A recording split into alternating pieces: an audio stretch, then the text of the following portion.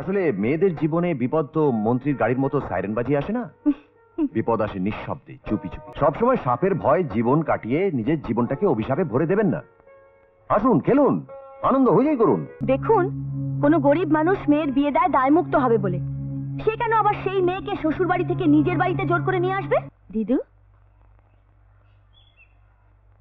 না মা, এই না প্রসাদ। জেঠুমনি, নিন প্রসাদ নিন।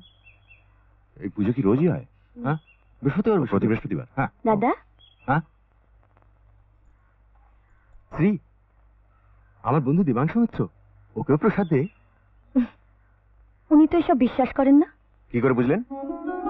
সবাই গানের শেষে চোখ বন্ধ করে প্রণাম করলো, অথচ আপনি চুপচাপ দাঁড়িয়ে রইলেন। আপনি কি করে দেখলেন?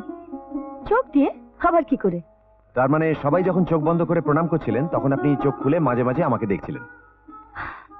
শ্রী, দেবাংশুর সঙ্গে তুই কথাই পারবি না, ও কিন্তু দারুণ কথা বলে। কথা দিয়ে তো আর সত্যিটাকে আড়াল করা যায় না। এক্স্যাক্টলি। আপনি হাজার বললেও আমি কিন্তু বিশ্বাস করবো না যে আপনি চোখ বন্ধ করে প্রণাম করছিলেন। এনিওয়ে, আমি যখন প্রণাম করিনি তখন আপনি প্রসাদ নিশ্চয়ই দেবেন না, কিন্তু বাড়িতে আসা অতিথিকে মিষ্টিমুক্ত করাতে পারেন। একটা সন্দেশ তো পেতেই পারি। এই বাচ্চাগুলোকে দেখছেন, এরা ভগবান বিশ্বাস করে কিনা জানি না, কিন্তু এরাও সবাই পুজোর সময় আসে সন্দেশের লোভে। আজ আপনিও তাহলে এদের দলে পড়লেন। বেশ, তাই সই। নিন। হুজুর, আমার মেয়েকে বাঁচান হুজুর, হুজুর আমার লক্ষ্মী বিটিয়াকে বাঁচান, বাঁচান হুজুর। हे कृष्ण भगवान, हे कृष्ण भगवान, আমার লক্ষ্মী বিটিয়াকে রক্ষা করো, কৃষ্ণ ভগবান রক্ষা করো। মাঝি, ও মাঝি, আমার মেয়ে মরে যাবে মাঝি, আমার বিটিয়াকে বাঁচান মাঝি, আমার বিটিয়াকে বাঁচান। বাবুরাম, বাবুরাম, কি হয়েছে? কি ব্যাপার, কাঁদছো কেন? কি হয়েছে রে? কে চেঁচাচ্ছে অমন করে? আমাদের জমাদার বাবুরাম ঠাকুমা কাঁদছে, জানি না কি হয়েছে।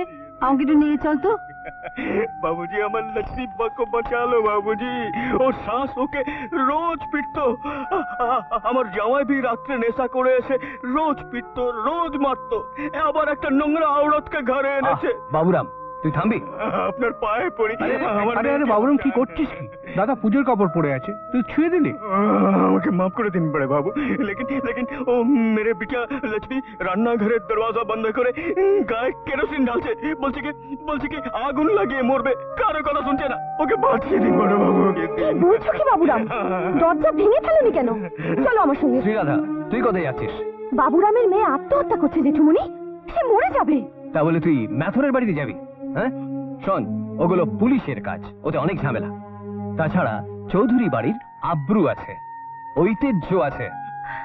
যে ঐতিহ্য আব্রু মানুষের প্রাণ বাঁচাতে পারে না, সেই ঐতিহ্য আব্রু আঁকড়ে আমি বাঁচতে চাই না জেঠুমনি। আর পুলিশ, তাদের ভরসায় থাকলে খানিকক্ষণ পরে লক্ষ্মীর দেহটাকে শ্মশানে নিয়ে যেতে হবে। চলো বাবুরাম, আসি দিদু ভাই। কি পাগলামি করছিস? পাগলামি কেন বলছিস? ও তো ঠিকই করছে। তোরা রাধা মাধবের মন্দিরে দাঁড়িয়ে জাত পাত ধর্ম অধর্ম নিয়ে কথা বলছিস, লজ্জা করছে না তোদের? যা তোমার শ্রী, যা ওই বাবুরামের মেয়েটাকে বাঁচাতে পারিস কিনা দেখ। চলুন, আমি যাচ্ছি আপনার সঙ্গে। চলেন্দ্র। মা, তোমার আশকারাতেই কিন্তু শ্রীরাধা দিন দিন অবাধ্য হয়ে উঠছে। এরপর কিন্তু ওকে সামলানো মুশকিল হবে মা। শ্রীরাধা তোর মেয়ে হতে পারে বীরেশ্বর, কিন্তু তাই বলে ও তোর সব কথা শুনবে এটা বা তুই আশা করছিস কেন? ও আজকের যুগের মেয়ে, ব্যক্তি স্বাধীনতা রন্ধ্রে রন্ধ্রে মিশে আছে ওর। কাজেই ও জানে কোনটা করা উচিত আর কোনটা করা উচিত নয়। আপনারা ঠিক সময় মতো এসেছেন, নাহলে খুব বিপদ হয়ে যেত। আপনারা তো আমাদের আগে এসেছিলেন, তাই না? কি করছিলেন? দাঁড়িয়ে দাঁড়িয়ে মজা দেখছিলেন? সাবধানে। শুনুন, বাবুরাম, খুব ওকে এক্ষুনি সাবধানে। হাসপাতালে নিয়ে যান। তাহলে চলুন, আর দেরি করবেন না। সরে যান, সরে যান। সব ঠিক, আপনি আমার অনেক উপকার করলেন দিদি। কেঁদো না বাবুরাম, ভগবান আপনার মঙ্গল কেঁদো না। করবেন। দেখো, সব ঠিক হয়ে যাবে, সব ঠিক হয়ে যাবে, বাবুরাম, দেখো। তোমার মেয়ে ভালো আছে, খুব জোর, মুখটা বেঁচে গেছে।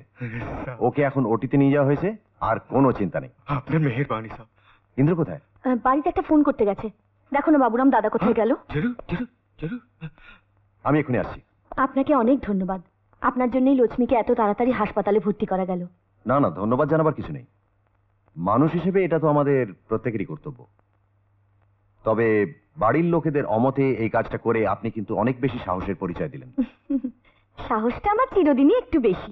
দেখবেন সেটা কিন্তু বাড়তে বাড়তে আবার দুঃসাহসের পর্যায়ে না পৌঁছে যায়, তাহলে কিন্তু আবার বিপদও ডেকে আনতে পারে।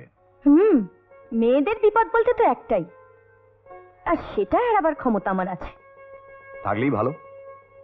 আসলে মেয়েদের জীবনে বিপদ তো মন্ত্রীর গাড়ির মতো সাইরেন বাজিয়ে আসে না, বিপদ আসে নিঃশব্দে, চুপি চুপি, কেউটে সাপের মতো।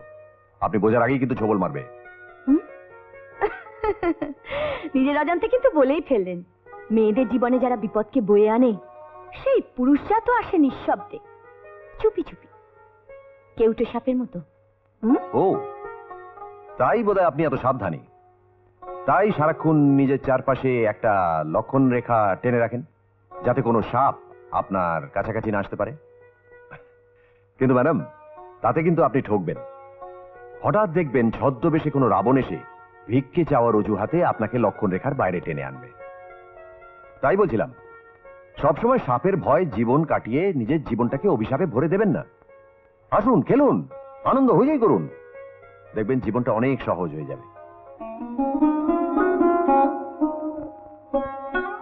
সাপ ছবল মারে ভয়, সিংহ শিকার করে খিদের জ্বালায়, কিন্তু ফুল তার গন্ধ ছড়ায় নিজের খেয়ালে খুশিতে। সেই গন্ধে বিভোর হয়ে কোনো মৌমাছি যদি মধু খেতে আসে তো আসুক না, তাই বলে কি ফুল তার গন্ধ বেরোনো বন্ধ করবে? আপনি কি কবি, কবিতা লেখেন? না না, ও ডাক্তার, সার্জারি করে। তোকে বলতেই ভুলে গেছিলাম, দেবাংশু মিত্র এমবিবিএস পাশ করার পর মেডিকেল কলেজে আছে। ওর বাবা হচ্ছেন DIG of police Shri Somnath Mitra. আর দেব, শ্রীরাধা হচ্ছে আমার খুড়তুতো বোন, বিএসসি পড়ছে, ফাইনাল ইয়ার। ও আচ্ছা আচ্ছা, নমস্কার। নমস্কার। নমস্কার। আসুন। জানো দিদু, দেবাংশু না খুব সুন্দর কথা বলে। তাই নাকি? কি করে জানবো বল? আমি তো আর ওর সঙ্গে কখনো কথা বলিনি। ঠিক আছে, একদিন ইন্দ্রকেই না হয় বলবো ওকে এখানে নিয়ে আসতে, তারপর ওর সঙ্গে কথা বলে তোর মন্তব্য যাচাই করে নেব, দেখবো ও কেমন সুন্দর করে কথা বলে।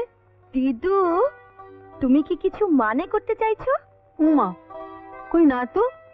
এতদিন তো জানতাম যে আমার দিদি ভাইয়ের সঙ্গে কেউ কথায় পারে না, আর এখন যখন জানলাম যে আমার দিদি ভাইয়েরও অন্য কারোর কথা ভালো লাগে, তখন তো তার সঙ্গে আমার কথা বলতেই হবে। দিদু, তুমি কিন্তু আজকাল দুষ্টু দুষ্টু হয়ে যাচ্ছ, তোমাকে শাসন করতে হবে। দিদি, থানা দারোগা বাবু এসেছেন, জেঠুমনি তোমায় ডাকছেন। সে কি দারোগা কেন? মনে হয় লক্ষ্মীর ব্যাপারে কথা বলতে চান। কিন্তু লক্ষ্মীর স্বামী থানা এখন তো অন্য কথা বলছে। বলছে বাবুরাম ওর মেয়েকে শ্বশুর বাড়ি থেকে জোর করে নিয়ে এসছে। কেন? কিসের জন্য? দেখুন, কোনো গরিব মানুষ মেয়ের বিয়ে দেয় দায়মুক্ত হবে বলে, সে কেন আবার সেই মেয়েকে শ্বশুর বাড়ি থেকে নিজের বাড়িতে জোর করে নিয়ে আসবে? মেয়ের থাকা খাওয়ার খরচা নেই, সেই খরচা কি বাবুরাম সাত করে নিজের ঘরে নেবে? আপনি আপনি ঠিক বলিয়েছেন দিদি। আমার বেটি লক্ষ্মীকে ওর স্বামী শিবরতন আর ওর মা রোজ পিটতো, রোজ পিটতো। এই তুই চুপ কর। ওর ওপর হমিতমি করছেন কেন? যা ফয়সালা হবার কোর্টেই হবে। আমি এবং ডক্টর দেবাংশু মিত্র বাবুরামকে বলে দিয়েছি, বাবুরাম যেন শিবরতনের বিরুদ্ধে কোর্টে কেস করে, মেয়ের বিবাহ বিচ্ছেদ চায় এবং খোরপোশের দাবিও করে।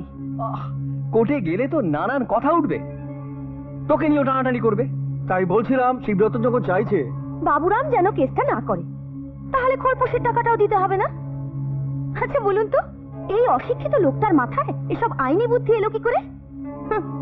নিশ্চয়ই কেউ ওকে বুঝিয়েছে, তাই না? কে সে? যে শিবরতনের কাছ থেকে টাকাটা খেয়েছে। স্যার, এবার নিশ্চয়ই জিজ্ঞেস করবেন না টাকাটা কে খেয়েছে। হুজুর, হুজুর আমাকে মাফ করিয়ে দেন হুজুর। থানাতে নিয়ে গিয়ে দারোগা সাহেব আমাকে এমন মারলো কি আমি সব সত্যি কথাটা বলে দিলাম। হুজুর, সব দোষ আমার আছে। কেসটা চাপা দেবার জন্য টাকাটা আপনাকে দিয়েছিলাম, টাকাটা আমাকে ফেরত দিয়ে দিন। বিমল বাবু স্যার, এরপর আপনার বিচার ডিআইজি সাহেবই করবেন। এই একে নিয়ে যান, চলুন। থ্যাংক ইউ ডক্টর মিত্র। আমাকে ধন্যবাদ না জানিয়ে আপনি শ্রীরাধা দেবীকেই জানান। কারণ ওনার সৎ সাহসের জন্যই আমি বাবাকে বলেছিলাম যে আপনাকে ফোন করে সঠিক ইনভেস্টিগেশনটা করাতে। থ্যাংক ইউ ম্যাডাম, আসি। আসুন। আমি আসি বাবু, প্রণাম। ডক্টর মিত্র, বসুন না, বসুন। আমাকে আপনি বলবেন না, আমাকে ডক্টর মিত্র বলবেন না। আমার নাম দেবাংশু। আমি আপনার ছেলে ইন্দ্রজিতের বন্ধু। মানে আমাদের রিসেন্টলি আলাপ হয় ব্যাডমিন্টন খেলতে গিয়ে। ও আচ্ছা আচ্ছা, বসো বাবা, বসো। আপনার সঙ্গে আমার দিদু একটু আলাপ করতে চান, আজই বলছিলেন। তাই যদি সময় হয়। হ্যাঁ হ্যাঁ, আমার হাতে তো সময় একদম ফ্রি। চলুন। চল ইন্দ্র। তুই এগো, আমি আসছি। ওকে, আমি আসছি। হ্যাঁ হ্যাঁ, এসো এসো। এরকম আরো অনেক সিনেমা দেখতে হলে ডাউনলোড করুন ক্লিক অ্যাপ।